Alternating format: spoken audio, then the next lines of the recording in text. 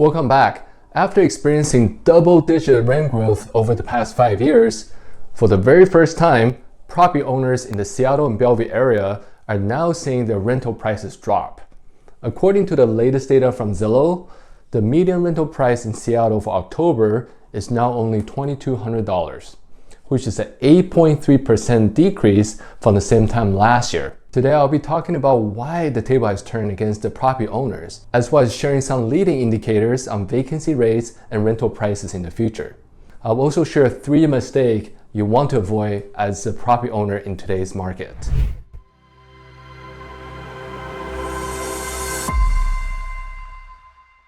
Biggest question I've been getting lately from landlords is that, hey TC, it doesn't make sense that my rent is not going up this year. Since the high mortgage rate is making so many people not able to buy homes, does that mean we have more renters now? Well, that's definitely true. We for sure today have more renters now because people who cannot afford to buy homes still have to live somewhere, right? However, that's only half of the picture. There are also 3 other important trends that are also happening, which I will tell you right now. Well, first, with the construction bottlenecks easing, we've been seeing a lot more newly built units entering the rental market. Actually, ever since the third quarter of 2021, supply has been outpacing the demand in the Seattle and Bellevue area. I mean, just the past 12 months alone, we have roughly 8,000 rental units enter the rental market. And this is why, according to the latest report by CoStar, vacancy rate has been on the rise in the greater Seattle area ever since 2021.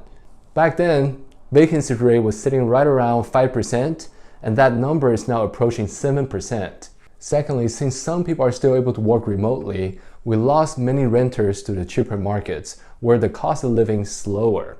Third, hiring by our tech sector has slowed substantially. As a result, the relocation tenant pool has pretty much dried up. If you're an owner or investor, here are 3 mistakes you must avoid. First, do not invest in condos in the next few years.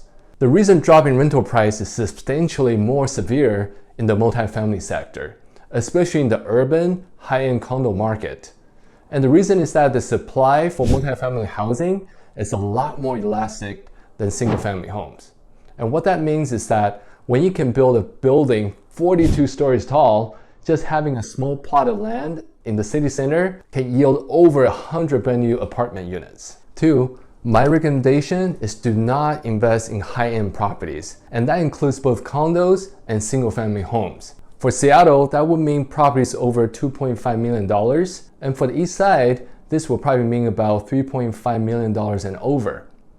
The reason is that luxury properties are a lot more susceptible to market downturn. When the economy is not good, people can more easily cut back on their extravagance. Remember, the safest investment is always starter homes in a good neighborhood. This type of homes are more resistant to price depreciation, and they appreciate faster in a hot market. If you're a landlord that owns a condo property or a luxury home, please note that tenants are much more cost conscious nowadays because there's a lot more uncertainty in the job market. And the cost of living is up almost in every category. Plus, the rental supply has been outpacing the demand since the third quarter of 2021. Therefore, my advice is to focus on the big picture by being more flexible with your asking price. If you're not willing to lower your rental price, that's okay. You may consider making other concessions, such as offering shorter term leases or even breaking up the initial security deposit into smaller payments. This way, you may be able to attract more qualified tenants without losing too much in rent.